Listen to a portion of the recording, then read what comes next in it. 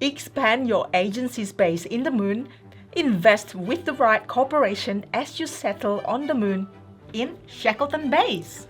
And today we'll be teaching you how to play Shackleton Base, A Journey to the Moon, game designed by Fabio Lopiano and Nestori Mangoni, and published by Sorry We Are French. And hello everyone, it's Stella. And Tarrant from Meeple University. And hey, if you enjoyed this video, you really help us by liking it. Maybe later after this video, let us know what you think and subscribe. Like, seriously, that would help us to bring more videos. Okay, now let's get to the classroom. In Shackleton Base, players are rival space agencies building up a permanent base in a crater on the moon. Players will compete to build solar panels and structures, and to populate those structures with astronauts, all to build up the resource and money production capabilities of their agency. However, the whole venture of the Shackleton Base is sponsored by 3 corporations with different agendas. And it's how well each player can support the different objectives of those corporations which will determine how many points they earn. Whoever scores the most points over 3 rounds of play will be the winner. To set up, each player takes a player board, putting in it the 12 cardboard structure pieces in their colour, and has 6 wooden pieces, the 3 corporate goal markers placed here, and these 3 markers placed on the main board, with 1 at 0 on the score track, 1 on the turn order track, with a random starting first player and the rest arranged clockwise, and 1 at 0 on the reputation track. Use the printed or overlay command board corresponding to your player count, and set the energy marker in the outline space. Place the 18 unbuilt solar panels around the edge of the crater. Now choose any 3 of the game's 7 corporations. These are modular, each has its own setup and components, and will have a different way of scoring points during the game. You can use any combination. There are 3 recommended combinations you can try for your first plays. Take the information sheets for each of the ones you're going to use, and follow all of its unique setup steps listed on its sheet. The corporations are all unique, but they all operate off a common set of icons. For example, on each board you'll find an action corresponding to this blue circle and to this blue cog. Throughout the main part of this video explanation, I'm going to use Selenium research for all of my corporation examples. I'll then explain the other 6 corporations at the end of the video. When you're done, you'll have the 3 corporations arranged in a random order from top to bottom. Each corporation will have 4 blue tokens on its right-hand side and 1 leftover. And the leftovers are arranged randomly on the central hex of the crater. Lay out a number of leader tiles matching the number of players, each flipped to a random side. Now, in starting turn order, each player does the following. First, choose a leader, placing it beside your board. This gives you an individual player power which is available from the start of the game and which can be upgraded as the game goes on. Then take the leftmost dome from your board and place it in any empty dome space among the 6 in the inner ring. Activate the blue circular corporation token which adjoins that dome, and place the next available solar panel clockwise around the board into your chosen hex to power it. In a 2-player game, use a neutral colour to fill these 2 dome spaces, as well as adding solar panels before the players make these choices. Make available the 3 decks of shuttle tiles, general supplies of the resources, which are credits, titanium and rare earth metals, and the astronauts, who are technicians, scientists and engineers. You're now ready to play. Shackleton Base plays over 3 rounds, and each round plays over 3 phases. First is the shuttle phase. Players draft shuttle tiles to give them resources, astronauts, and a position in turn order. Second is the action phase. Players will use the astronauts they collected from their shuttle as workers to take actions on the board. After each player has taken 6 turns and is out of astronauts, you'll move to the maintenance phase, where players will collect some placed astronauts for benefits, gain income and pay maintenance costs. The aim of the game is to score points. Points can be collected either during the game or at the end of the game. In-game points are represented by this brown chevron icon, and these are added immediately on the score track. Points added at the end of the game are indicated by this blue agency circle. So first, let's look at the shuttle phase. Deal out shuttle tiles from the current round's deck equal to one more than the number of players. In the current reverse turn order, each player chooses one that they'll draft for this round. Gain the resources printed in the top of the shuttle, and the astronauts printed at the bottom, placing them either on or beside your shuttle tile. Make sure to keep them separate from any that you might have previously placed on your base. Once all players have made their choices, rearrange the turn order from lowest to highest based on the number chosen. Then, with the leftover shuttle, add the 6 printed astronauts to the Lunar Gateway section of the board. In the second and third rounds, you'll add those astronauts to any still present from the previous round, but only to a maximum of 4 per type, as indicated here. Next is the actions phase. Players will take turns in the new turn order, and on a turn you'll take one astronaut from your shuttle and place it in the appropriate location to take one of the 3 actions.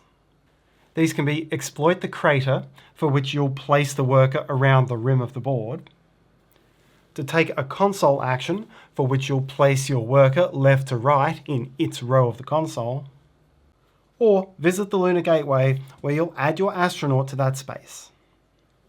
What you can see here is the crater at setup, but I'm going to take the game into a mid-game stage, as this will better help to set the context for how the actions work. The crater itself is made up of 18 hexagonal sectors which form part of gameplay. This central sector is not in play and players won't be building there. A sector can be unpowered, meaning it has no structures and no solar panel. Or it can be powered, meaning it has at least one structure and one solar panel. You can think of each powered sector as its own little standalone operating base on the moon. And for the most part, they'll be joint ventures. This is a joint operating base between green and brown. This one features brown, pink, and purple. Whoever has the largest building within a powered sector can be thought of as its majority shareholder. On the points intersecting these sectors, you'll find corporation tokens. Remember that the corporations are sponsoring the entire Shackleton Base endeavour, and you can think of a sector as having the direct financial support from each corporation whose token is adjacent. Once you've placed a structure on the main board, you leave a gap on your player board, and that player board still represents your base. You can think of this as being the interior of the building you've placed. One of the major things you'll be trying to do is place astronaut tokens onto these empty spaces, because that represents them working inside that structure. Most of the structures don't give you a benefit until they have someone inside them to work. This again is thematically why you need to keep the astronauts on your shuttle separate from the astronauts in your base. The astronauts on your shuttle are still travelling to the moon. When you place one of them to take an action, it signifies that astronaut's arrival to the moon. Having completed that initial action contract, the astronaut no longer works for you. If you want to bring that astronaut back to work in a slot inside your base, you'll need to trigger a separate action or reward indicated by this icon. From that point onwards, that astronaut is a permanent employee of your base. So, understanding that thematic context, let's understand how to take each action, starting with exploit the crater. Choose an incoming astronaut of any colour and place it on an empty credit space around the edge of the crater, which has at least one powered sector in a straight line ahead of that space. So, for example, I could not place the astronaut here as the complete line is empty, but I could place it here with one powered site in line, or here with 3 powered sites in line. You will usually choose a line with more powered sites because you're about to gain resources for each powered site in that line. If you place a red technician, then you'll gain a flat 3 credits for each powered site in the line. If you place a yellow engineer, then you're going to go mining in those sectors. The yellow hexagon tells you whether that sector yields rare earth or titanium, and you gain one of the appropriate type from each powered site. If you place a blue scientist, then you're going to be appealing to the corporations who sponsor those sectors. For each sector, choose one of its adjacent corporation tokens and gain the benefit printed on it. For example, with this placement, when activating this sector, I could choose from these 2 corporations, and when activating this sector, I could choose among these 3 corporations. You can't activate the same token twice on the same turn, meaning I couldn't gain this benefit twice.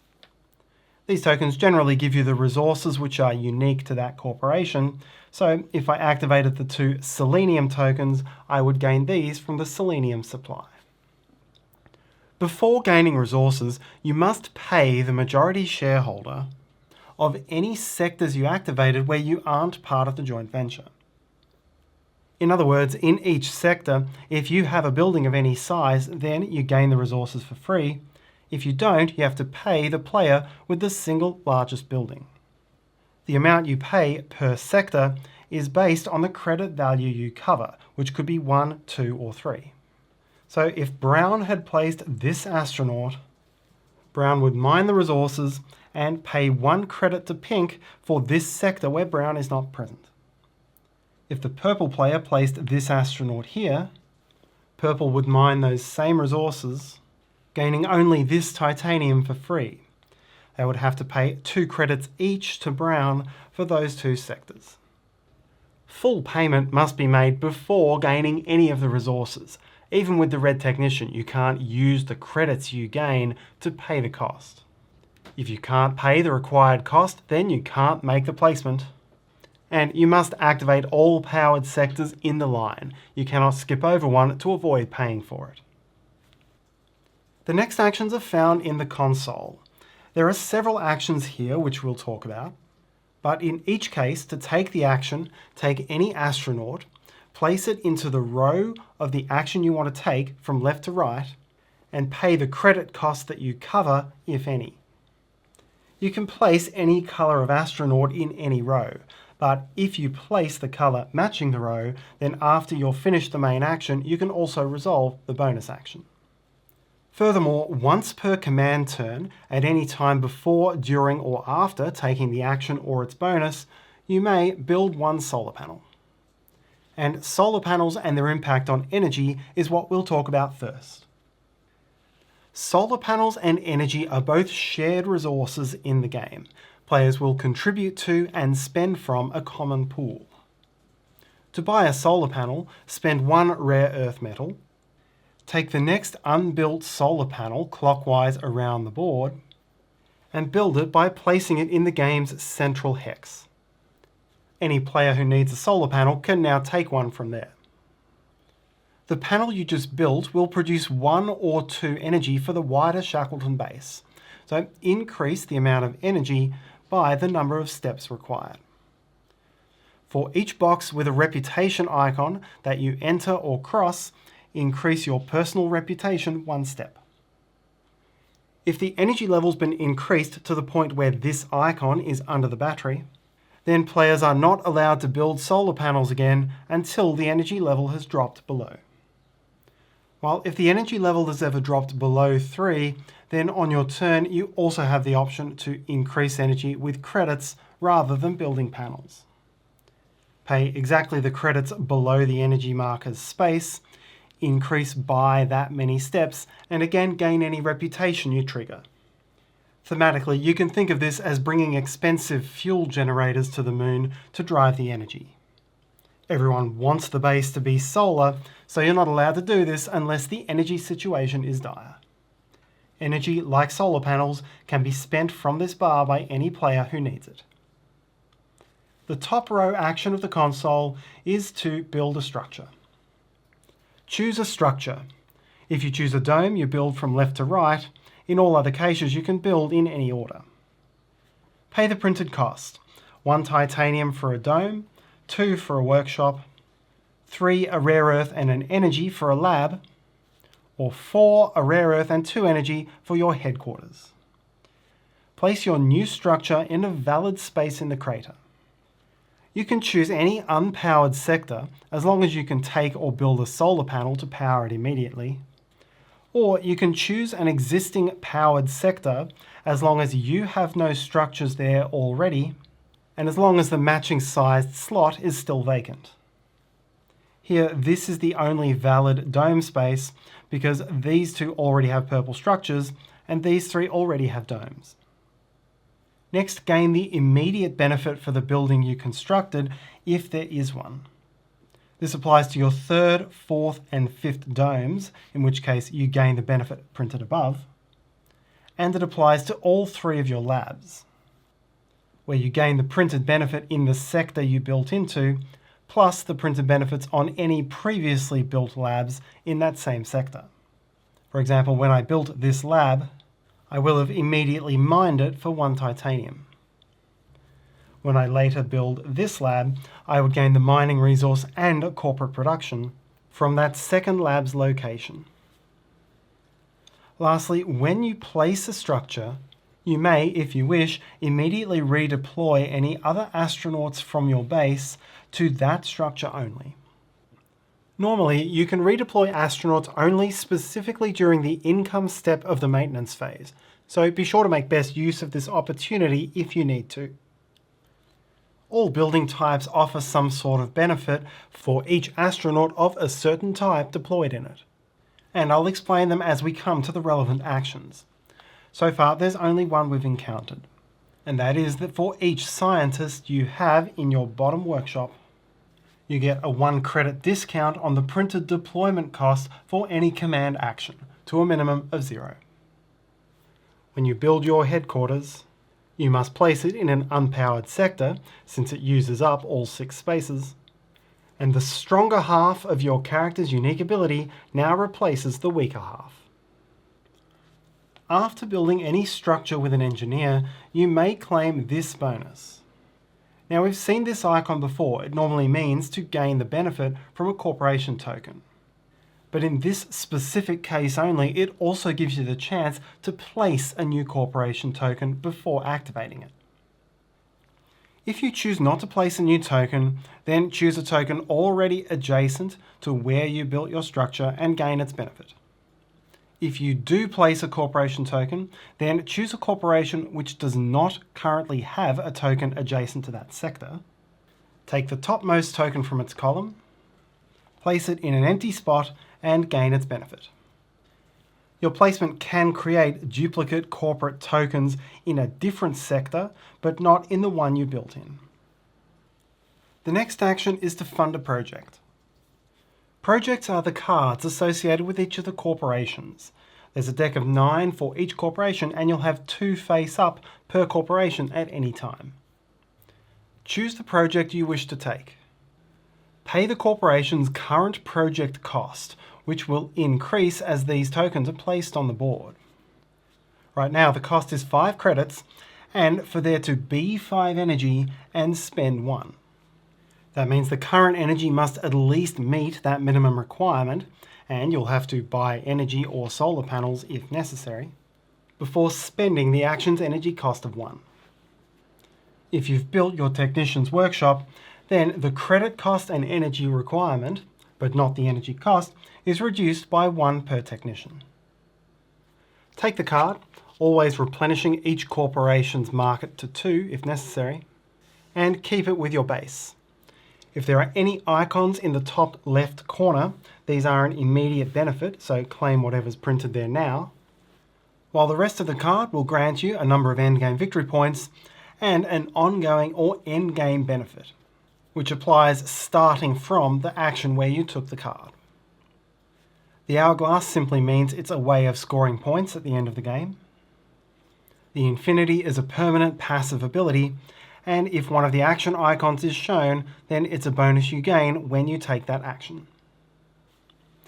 The bonus for funding a project with a red technician is to take one corporation action, represented by this cogwheel. While the bottom row action is to take 3 corporation actions, and so we'll talk about corporation actions now. Each cog you gain lets you choose and resolve any one of the available actions printed next to that cog icon. Each of the 3 corporations will have one, and it'll be the main way you'll progress towards scoring points with that corporation. You may have a corporation action available to you on a project card you've previously funded, and you can use corporation actions which your reputation marker has reached or exceeded on the track. So here brown has these 3 actions available, purple has only this one. If you gain multiple corporation actions at once, then the ones you take from the reputation track must each be different. But you can repeat the actions from a corporation board or from a project card with this icon multiple times. A project card with this icon showing the arrow can only be used once per round, so exhaust the card when you take that corporation action and refresh only when going to the next round. The corporation actions on the reputation track are useful ways of gaining the game's resources, especially if they're difficult to mine from the crater. And moving your reputation up this track quickly is going to improve your options.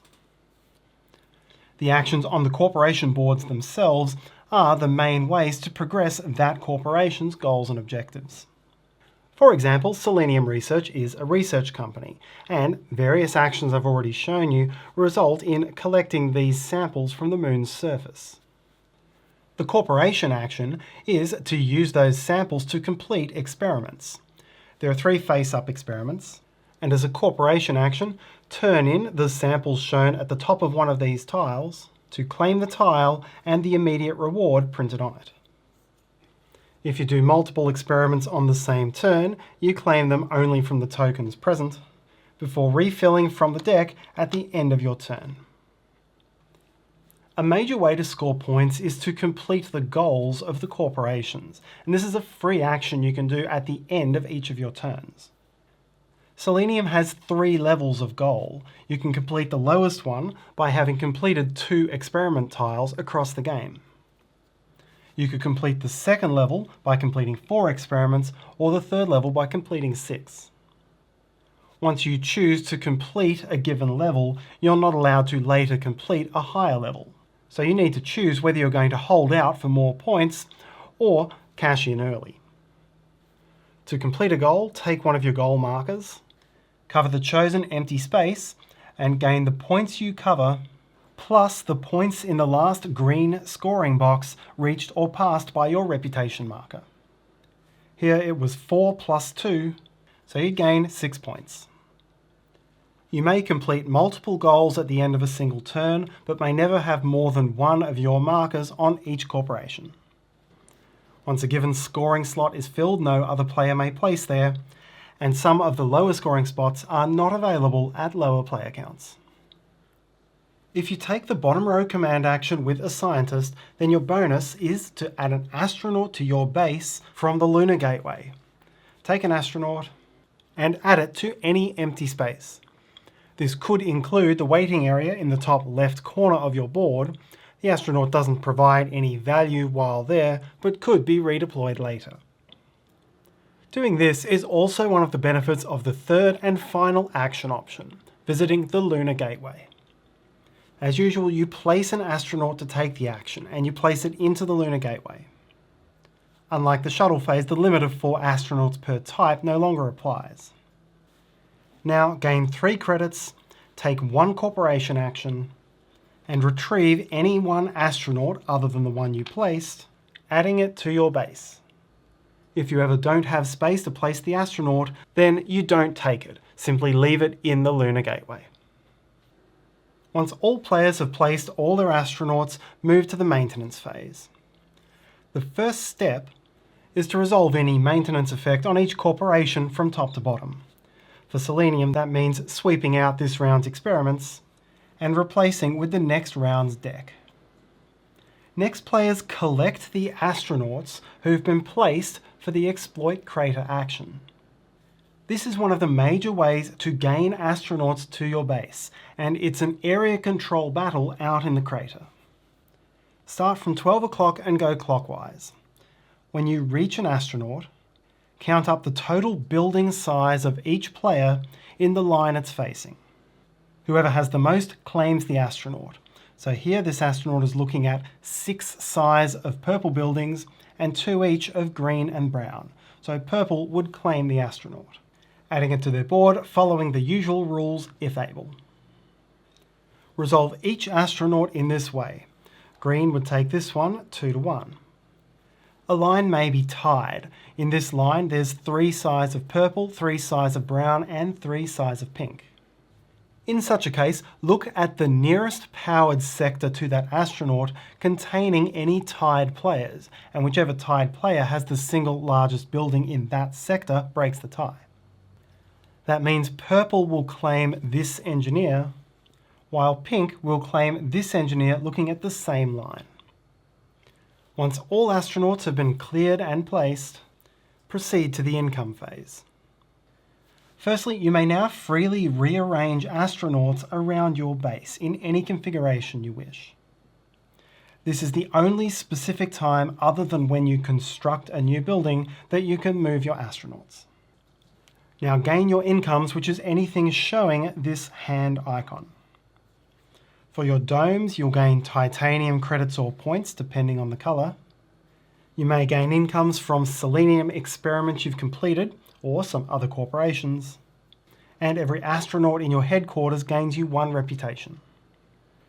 Then pay maintenance. Add up the maintenance costs next to your position on the reputation track, here it's 2, and for every structure you've built. Here it's 2 for domes, 6 for workshops, and 4 for the headquarters, so 15 on my board for a total of 17. Your total maintenance cost is reduced by 3 for each engineer in your top workshop, and then you must pay the rest in credits, always paying as much as you can, and losing 1 reputation for each shortfall. If you run out of reputation, lose 2 points for each additional step you need to drop.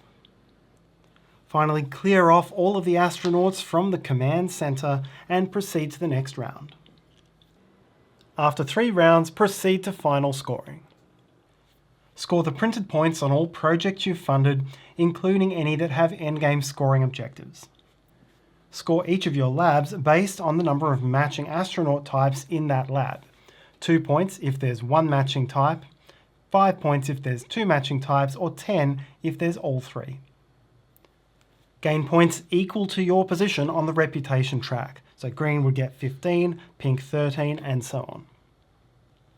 And if there's endgame scoring on any of the corporations in play, resolve that now. The player with the highest score wins.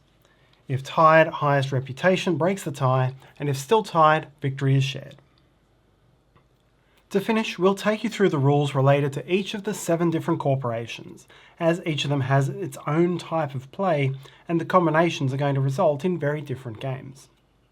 Selenium we've seen. You're going to use these tokens to get the basic sample resources, which you'll cash in to gain experiments.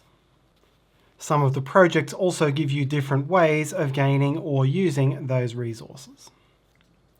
The Moon Mining Corporation wants to extract rare earths and helium-3 and return them to Earth. The corporation token lets you gain a helium-3. The corporation action lets you spend an amount of rare earth or helium-3, packaging it into a cargo token which you place to gain the immediate benefit. The cargo slots will block up as players take the actions through each round, and then all get emptied up in the maintenance phase at the end of the round. The goal slots are looking for the players to have certain buildings constructed next to Moon Mining's corporation tokens, or to fund a certain number of moon mining projects, and these give you other ways of using helium-3 or gain benefits for completing cargoes. With moon mining shipping a lot of the rare earth materials back to Earth, the solar panel market is likely to be a bit tighter than in other games. Artemis Tours sells moon tourism, and when you gain the benefit of its token, take the next tourist from left to right, top to bottom. Tourists you gain must be accommodated in empty spaces in your base, and if you have no space to put one, you can't gain one. To send these tourists on tours, you'll also need to buy project cards, because any project with these sorts of square slots is a tour. When you take the corporation action, then that single action lets you move any number of tourists from your base to the square slots on projects, going from left to right and immediately gaining any benefits you cover.